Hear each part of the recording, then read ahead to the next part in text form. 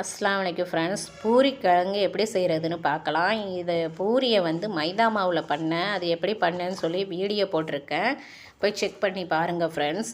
குக்கரில் வந்து 1/4 கிலோ உருளைக்கிழங்கு போட்டிருக்கேன். அது கூட தேவையான அளவு உப்பு போட்டு 2 விசில் அடித்ததுக்கப்புறம் ஆஃப் பண்ணி போட்டு அப்புறமா ஓப்பன் பண்ணி பாருங்கள். ப்ரெஷர் போனதுக்கு பிறகு உருளைக்கிழங்கெல்லாம் நல்லா வெந்துருச்சு. இது தோலி எடுத்துட்டு அதுக்கப்புறவு அதை வந்து உருளைக்கிழங்கு நசுக்கி வச்சுக்கோங்க. சட்டியை அடுப்பில் வச்சுட்டு 3 டீஸ்பூன் ஆயில் ஊற்றிட்டு ஆயில் காய்ச்சதுக்கப்புறம் 1/2 டீஸ்பூன் கடுகு உளுந்தம் பருப்பு போட்டுக்கோங்க. அது பொரிஞ்சதுக்கு பிறகு 3 பெரிய வெங்காயம் நீல வாக்கில் கட் பண்ணியிருந்தேன், அதையும் போட்டுக்கோங்க. 3 பச்சை மிளகா கீறி வச்சுருந்தேன், ஒரு கொத்து கருவேப்பிலையும் போட்டுக்கோங்க. இது கூட வந்து நம்ம பூரி கிழங்குக்கு காரம் எதுவும் சேர்க்கக்கூடாது, பச்சை மிளகா மட்டும்தான் போடணும், அப்போ தான் டேஸ்ட்டாக இருக்கும். வெங்காயம் வந்து நல்லா வதங்கிடக்கூடாது, கண்ணாடி பதத்தில் வதங்கினா போதும். இது கூட வந்து 2 தக்காளி பழத்தை நீல வாக்கில் கட் பண்ணி வச்சுருந்தேன். கொத்தமல்லி இலையில் தண்டு பகுதியை போட்டுக்கோங்க. போட்டு அதுவும் ஓரளவுக்கு வதங்கட்டும். வதங்கினதுக்கு பிறகு இது கூட வந்து 1/4 டீஸ்பூன் மஞ்சள் தூள் உப்பையும் போட்டு சேர்த்து வதக்கிடலாம். அப்போ தான் தக்காளி வந்து சீக்கிரமாக வதங்கும்.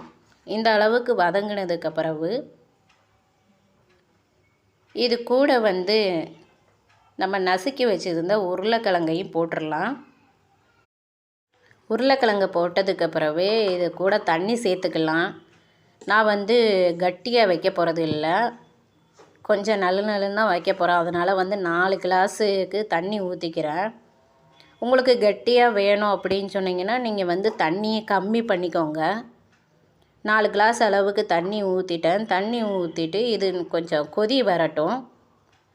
கொதி வந்துருச்சு. இப்போ வந்து இந்த டீஸ்பூனுக்கு வந்து 2 டீஸ்பூன் கடலை மாவு போட்டிருக்கேன். கடலை மாவு போட்டு நல்லா கட்டி இல்லாமல் கரைச்சிக்கோங்க. இந்த மாதிரி கரைச்சிக்கிட்டு அதுக்கப்புறம் ஊற்றிக்கிட்டே கிண்டி விடுங்க, இல்லைன்னா கட்டி விழுந்துடும். கொதி வந்ததுக்கப்புறம் தான் ஊற்றி இந்த மாதிரி கிளறணும், இல்லைன்னா கட்டி விழுந்துடும். இது கடலை மாவு ஊற்றிருக்கிறதுனால பொங்கி ஊற்றிடும், அதனால் பொங்காமல் கிண்டி விட்டுக்கிட்டே இருங்க. அதுக்கப்புறம் இந்த நுரையெல்லாம் போனதுக்கப்புறவு தீயை கம்மி பண்ணி வச்சுட்டு அதுக்கப்புறம் தட்டு போட்டு ஒரு 10 நிமிஷம் கழிச்சிட்டு ஓப்பன் பண்ணி பாருங்கள். நமக்கு கடலை மாவோட பச்சை வாசனையெல்லாம் போயிட்டு நல்லா சூப்பரான வாசனை கிடைக்கும். இது ஆறுனதுக்கப்புறம் வந்து நல்லா கட்டியாக இருக்கும், அதுவே போதுமானது. இது பூரிக்கு தொட்டு சாப்பிட்டா ரொம்ப சூப்பராக இருக்கும். இந்த வீடியோ பிடிச்சிருந்தா நம்ம சேனலுக்கு சப்போர்ட் பண்ணுங்கள் ஃப்ரெண்ட்ஸ்.